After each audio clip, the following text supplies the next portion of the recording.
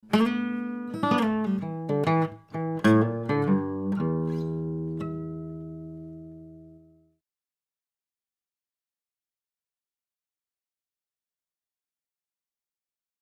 had this method that I learned from building guitars, and basically that method, I'll show you my guitar here, was just leveling off all of the frets and then crowning all of them, polishing them, and then leaving it at that. And that was fine for a guitar that you've just built, because at that point the entire neck is flat, and if you level off all the frets, then you know that they're level. And plus, I just finished hammering them in, so you know that they're seated.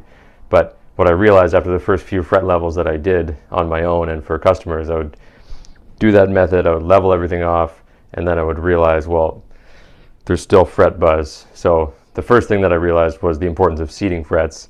And the reason for that is, which you may know or may not, but I'll explain it real briefly, is if you're using a fret file and the fret is popping up, then all you're doing is pressing it down, and then when the file's off, it presses back up again. So that was the first realization that was sort of took it to the next level. So I started gluing my frets. I would even went so far as to glue every single fret, sometimes very time consuming, and I wouldn't recommend it.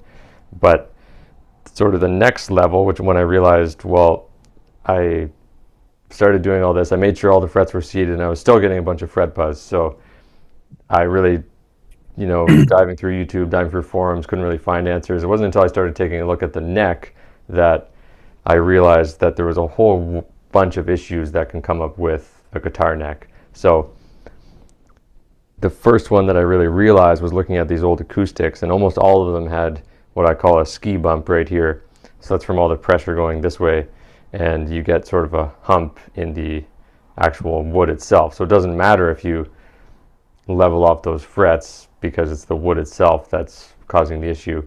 And then if you take off material here and here, then you're sort of a balancing act. You're lowering it here, and it's causing more issues here. So it was once I realized that I was actually doing more work than I needed to, and I was taking off way too much material from the frets, and it just really wasn't helpful, because and maybe you've struggled with the same thing. You're trying to find an answer to something, and it's just not there until finally it's just this aha moment. So once I started paying attention to that, that's when I realized that there was a whole host of combinations that can happen to a neck and to frets. So that's kind of why the reason I tell this story is because that's where I want to start with this sort of overview. So the first thing I want to talk about is the neck, and just sort of we'll go through the process of what I do when I actually get a guitar in my shop. So the first thing that I do is,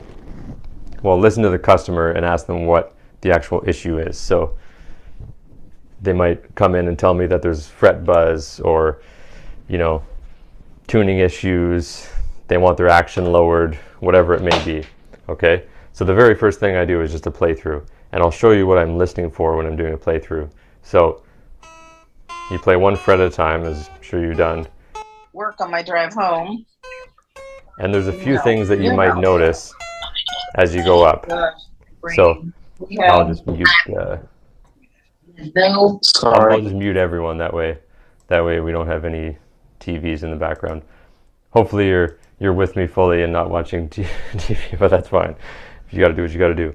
So what I do when I'm going up the frets, I'm listening. So if I hear it's fairly consistent, but then I get to this fret and I hear a buzz, and then beyond that fret there's no buzz. So you probably can't hear that, but that one's buzzing, this one's not. So that tells me right away that this fret here, this one right here, needs work. Okay? If I have a consistent buzz going all the way up,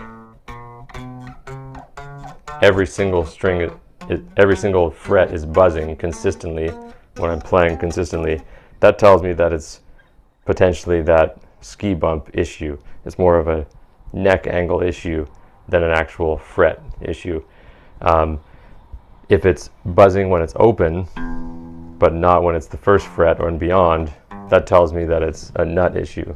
So there's just those things that you can look for as you're doing your playthrough, and that'll really give you a good understanding of what's happening in terms of whether you need to deal with just one fret at a time or whether you need to just deal with the neck issue. So the next thing I want to talk about is the possible situations that can happen on a neck. So